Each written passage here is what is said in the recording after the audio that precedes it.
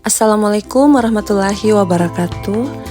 Kembali lagi dengan saya Nurisma dalam video tentang beberapa aliran filsafat yang melandasi teori pendidikan luar sekolah, yaitu yang pertama eksistensialisme, yang kedua rekonstruksionisme sosial, dan yang ketiga humanisme.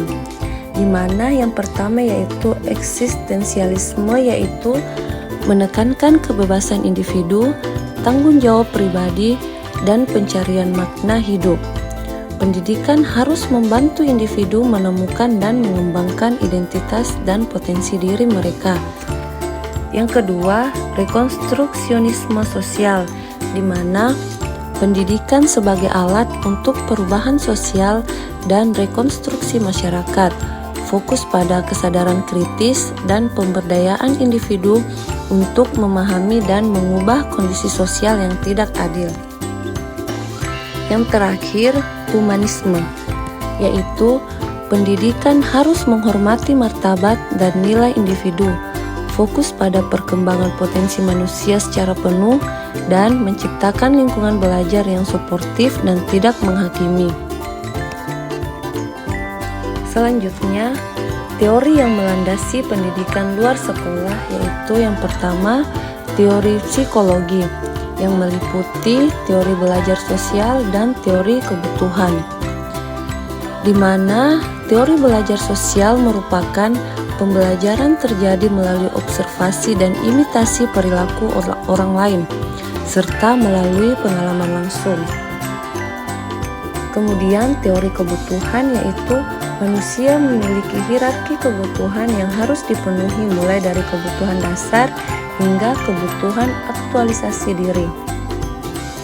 Selanjutnya, teori sosiologi, yaitu meliputi teori fungsionalisme dan teori konflik, di mana teori fungsionalisme merupakan bagian dari masyarakat memiliki fungsi tertentu yang berkontribusi pada stabilitas dan kelangsungan masyarakat.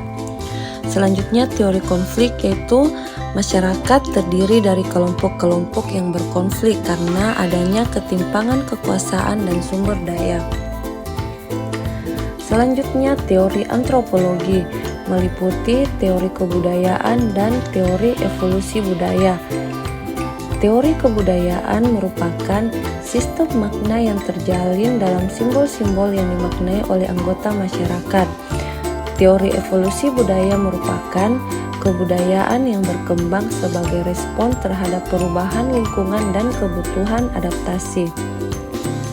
Selanjutnya, teori komunikasi, yaitu meliputi teori komunikasi interpersonal dan teori difusi inovasi, di mana teori komunikasi interpersonal merupakan komunikasi antar pribadi adalah proses dinamis yang melibatkan pertukaran pesan dan penciptaan makna.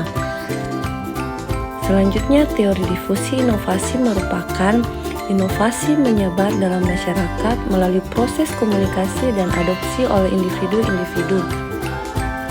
Selanjutnya, teori ekonomi, yaitu teori modal manusia, merupakan pendidikan dianggap sebagai investasi dalam pengembangan keterampilan dan pengetahuan yang meningkatkan produktivitas individu.